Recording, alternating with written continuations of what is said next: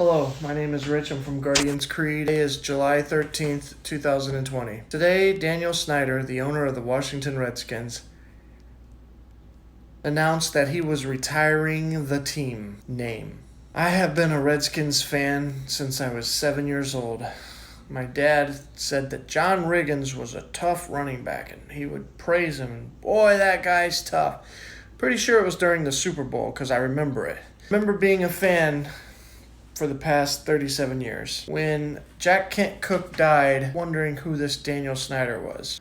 I do know that since Daniel Snyder has been owner, I have not been a fan of Daniel Snyder. I stayed loyal to my Washington Redskins because they were the Redskins and this logo. While being a Redskins fan, Redskins to me always meant honor, courage, bravery. But what Joe Gibbs brought to the team was character, people of good character. He would love to have a room filled with men that had good character. So to me, that's what the Redskins represented. And for the longest time, they did represent that. But Daniel Snyder took that away, and the Washington Redskins no longer exist because of Dan Snyder. But the truth is that Daniel Snyder is ultimately responsible. He, a few years ago, said, "I will never change the name," and you can put never in all caps. To me, that is not a sign of a good owner. That is not a sign of a smart person. That's going to come back to bite you in the butt. What he should have said was, "We will do a thorough review at that time if the name is offensive." You have a lot of money. You can do a lot of things. Daniel Snyder could have educated people on what Redskins truly means. And in this day and age, aren't we smart enough to know that, hey, something that was said almost 80 years ago was a bad word, but Redskins was used before then. And today, Redskins means this. When is the last time someone said Redskins in a derogatory term? Now, I know most of the Native Americans that we hear speak know that it's not. And a lot of the Native Americans are, in fact, Redskins fans. So again, if I was a competent owner of the Washington Redskins, I would have said, we're going to be doing a thorough review when they asked this question a long time ago.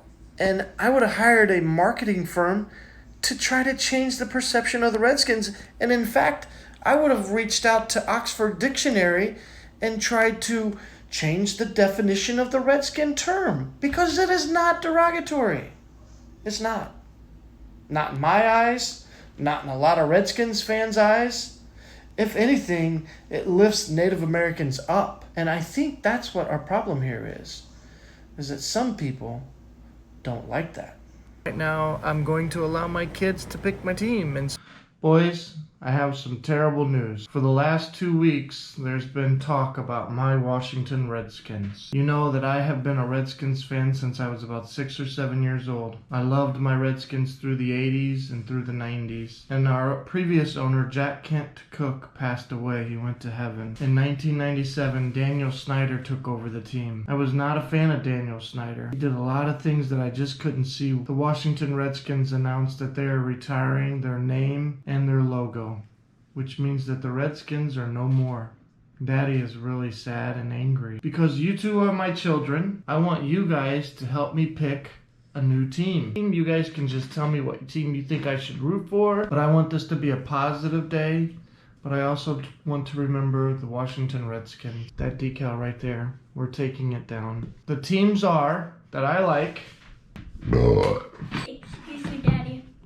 Oh, yeah, we'll edit that out. The teams that I could see myself rooting for: Bengals, Steelers, Seahawks, Bears. The Cincinnati Bengals were a team that I used to watch when I was in Ohio. When I was about 13 years old, I would watch the Cincinnati Bengals on TV.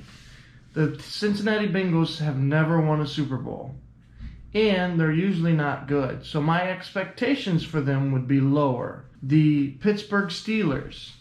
The Pittsburgh Steelers, when I was a kid, when I was your age, Michael, I got a Pittsburgh Steelers bike, and it burnt in a fire at the garage.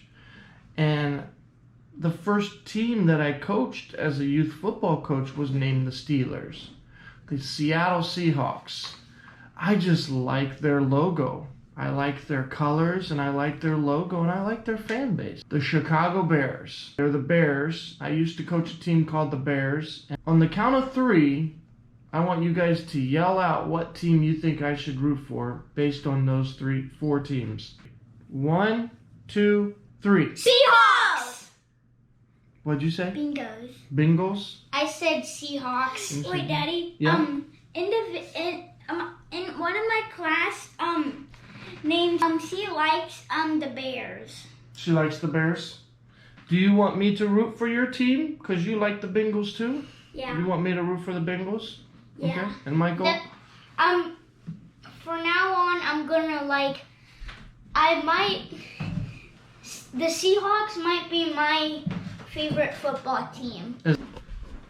So you're pretty adamant on me rooting for the Cincinnati Bengals with you? Yeah. All right. I think it's official then, guys. Hunter and I are now Cincinnati Bengals fans. One last time. Hail to the Redskins. Hail victory. Braves on the warpath. Fight for all DC. Are you serious? That was our fight song. Because it's the best team in the world. That's why it doesn't work. Daniel Snyder, I am not a fan of you. I could never root for a team that you are an owner of. Hail to the Redskins. Hail victory. Yeah, this was one of my favorite players of the former Redskins. And here's another Alfred one. Morris was just such a humble guy. To me, he represented the Redskins the most because he was a humble guy.